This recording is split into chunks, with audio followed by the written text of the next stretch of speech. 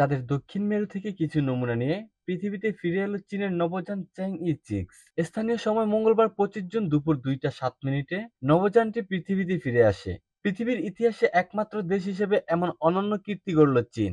যেখান থেকে মাটির নমুনা আনা হয়েছে সেটি পৃথিবী থেকে দেখা যায় না। চীনের রাষ্ট্রীয় সম্প্রচার মাধ্যম সিসিটিভি জানায়, চাঁদের দূরতম অঞ্চল দক্ষিণ মেরু থেকে নমুনা নিয়ে পৃথিবীতে ফিরেছে তাদের চন্দ্রযান। এটি মঙ্গোলিয়ায় অবতরণ করেছে।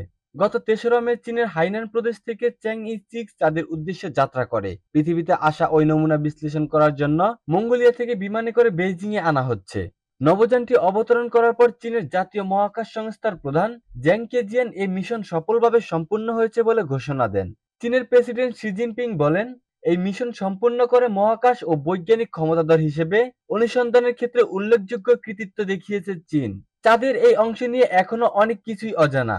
মহাকর্ষীয় প্রবাহবদ্ধতার কারণে চাঁদ যে সময়কালে পৃথিবীতে প্রদক্ষিণ করে, ঠিক সেই সময় এটি তার নিজ অক্ষের উপর ঘুরতে থাকে। ফলে চাঁদ পৃথিবীর দিকে একই মুখ ঘুরিয়ে রাখে। লিস্টার বিশ্ববিদ্যালয়ের জ্যোতির্পদার্থবিদ্যা ও মহাকাশ বিজ্ঞানের প্রভাষক মার্টিন বাসার্টো বলছেন, এটি চীনের জন্য একটি বড় অর্জন। চাঁদ থেকে যেকোনো নমুনা সংগ্রহ খুবই কঠিন।